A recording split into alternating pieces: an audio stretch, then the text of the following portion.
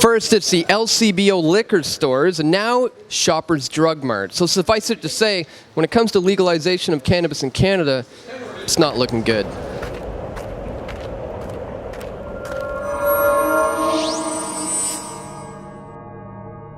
This is Dan Dix here reporting for Press for Truth. We're here at Grassroots Medicinal here in beautiful Squamish, British Columbia, and I am joined by the owner and operator, Chad Jackett. Now, Chad, there's so much going on in the cannabis community, and I want to just jump right into the news.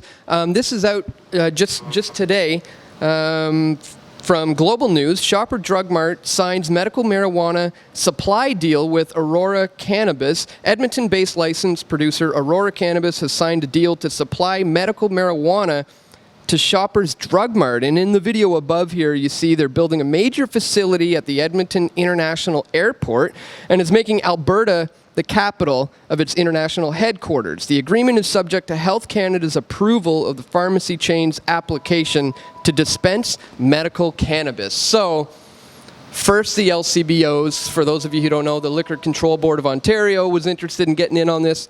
Now we have Shoppers Drug Mart getting in on this. What do you think about this? How is this looking for the future of legalization of cannabis in Canada? It's looking bleak, actually.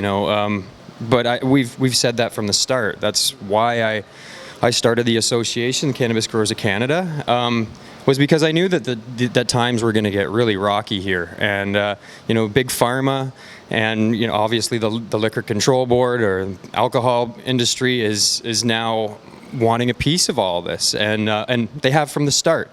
Also, there's big agra. You've got your Monsantos of the world that would like to get their hands on this and are. They're forcing the licensed producers to discard of all their old genetics if they were in the old system or got genetics from anywhere else and around the world. They're telling them that they have to get only their genetics from the licensed producers, and they're telling them to destroy all their old genetics. So what are these new genetics that they're replacing them with? Are these all genetically modified genetics? I think we need to really start asking these questions. And are they really listening to the people and what the people want at all here? Because as far as I can tell, the cannabis community doesn't want to be getting their medical marijuana from a liquor store. They don't want to be getting it from these types of drugstores. Why not this kind of a facility? Why do you think they're pushing us out of these types of homegrown grassroots types of facilities and into the big, huge Walmart type facilities? Well, I think there's multiple reasons. I think one of the huge ones, the big ones, is places like this build community, and when people are together and they're working together and they're talking amongst one another in their communities, it's hard to get things past them because they're talking about the things that are actually going on and what politicians are trying to do and what big corporations are trying to do. Or whatever's going on in the area. So they're speaking about these things and they're feeling more empowered because they have people helping them out that are saying, hey, I don't agree with this either. And we should do something about this and we should come together to make a stand on this. And that's what they, I think, really fear. That and the fact that they don't really want people to have the true medicine that's been helping people for so many years. They want to give them something that's either watered down or been tainted or genetically modified that isn't really even going to help anybody. And so I think that's another part of it.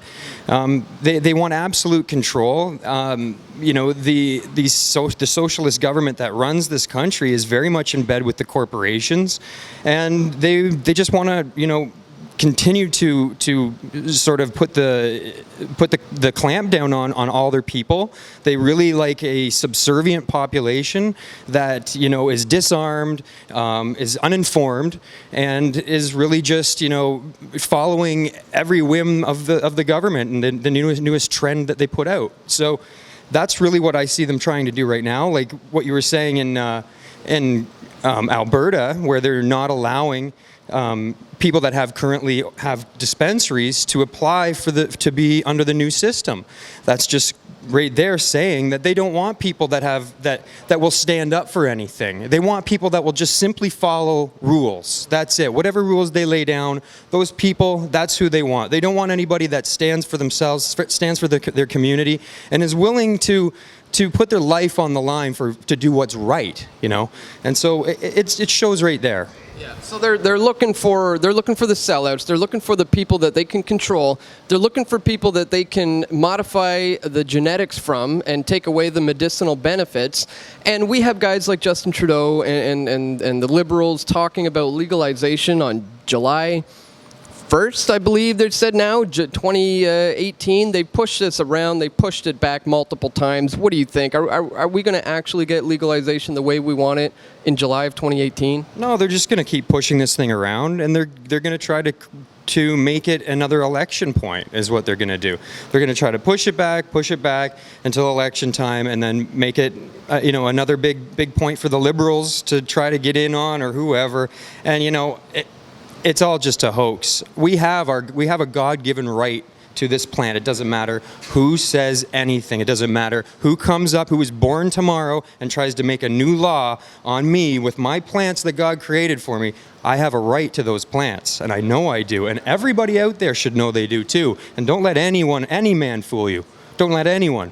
Yeah, absolutely. I agree wholeheartedly, 100%. And we need to support guys like Chad, especially in the face of this coming legalization here in Canada, as they're trying to wipe out the mom and pops, and they're trying to give all the contracts to the inside fat cat crony capitalists who are getting all the deals. So, Chad, let everybody know where they can go to learn more from you and to support you guys if they want to get involved in this movement, which is what it is. So go to cannagrowers.ca. We're the Cannabis Growers of Canada, and we're an organization that's standing for the current market, the one that is not being recognized, which is now being trampled over, and the people are being recriminalized that have actually got us to the point where we're at today, that now a bunch of multinationals can now try to see this industry as something that they can bank off of. So the people that are still here actually care about their community. They don't care about trading on the stock market and all this crap that these LPs are into. They just care about being here for their communities, supplying their communities with the best product that they can possibly supply them with, and continue to heal their communities and the people that need and continue to heal the people that need this product. And so we need to support all of these people, all the dispensaries across Canada. We need to support every single one of these people. We need to support all the craft growers, the small farmers that have been supplying these people for years and years and years now, and are not being recognized, and are now being criminalized and marginalized and pushed into the corner and to a place that I don't want to see this community be pushed into. And it's time to push back. It's time. Don't let the government usurp what these guys have worked so long and hard to build here in British Columbia, what you have come to know as BC Bud, which is helping people medicinally all across the country. Chad Jackett, once again, thanks for talking to us. Thanks for having me again, Dan. Peace, guys.